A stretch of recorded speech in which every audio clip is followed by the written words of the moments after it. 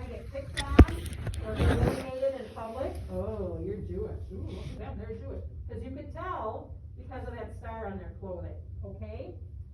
So it said in 1942, the Nazis introduced another humiliating measure that concerned the Dutch Jews. They have to start wearing the badge on their clothes, and it was a six-pointed Star of David with, sometimes it would just have a J in the middle, sometimes it would be the word Jew in the middle. And the reason they picked that six-pointed star was that's their religious symbol. So they're kind of mocking their religion by forcing them to wear this. They're making it a negative symbol instead of a positive symbol. It says up here, the badge made it possible to identify people in the street as Jews. The Nazis wanted to isolate those Jews from non-Jewish people.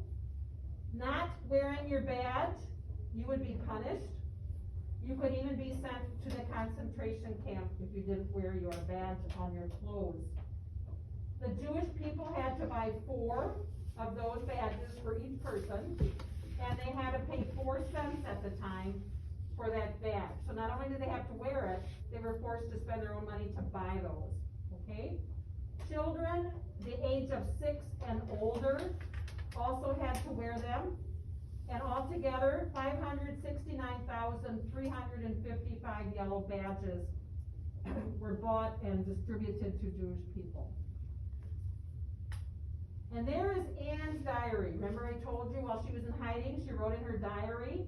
That's what the cover of her diary looks like. And she got her diary on her birthday. When she was 13, her parents gave her the diary. She called her diary Kitty. She would write, "Dear Kitty," and she'd tell about what happened. She got Kitty from one of her books. Anne liked to read, and Kitty was a character that she really liked in one of her books, and that's where she came up with Kitty. But she wrote about her feelings while she was in hiding. She wrote about what was happening while she was hiding. Because while they were hiding, these bombings are going on. You could see from some windows other Jewish people being taken away.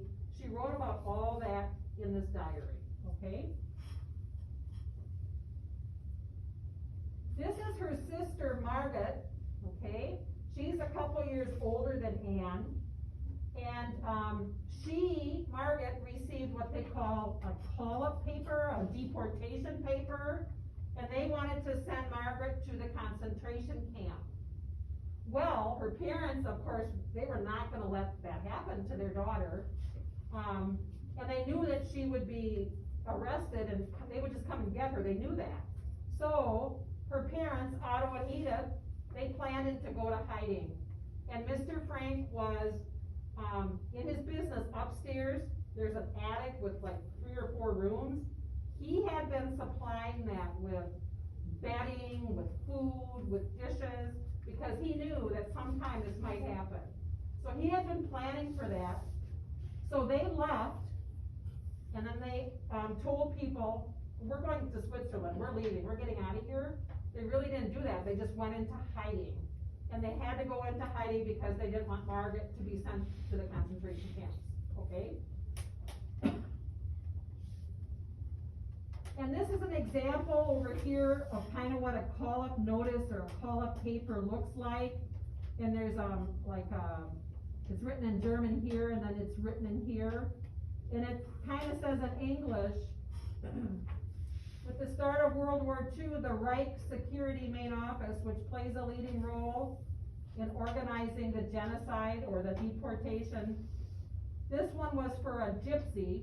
They did not like the gypsies either. But they would get this paper, and it would explain that you're going to be leaving, and you're going to be coming with us, okay? So that's an example of what one looks like. So here's their hiding place, the secret annex. Down here at the bottom, that's where the workers worked in this spice factory.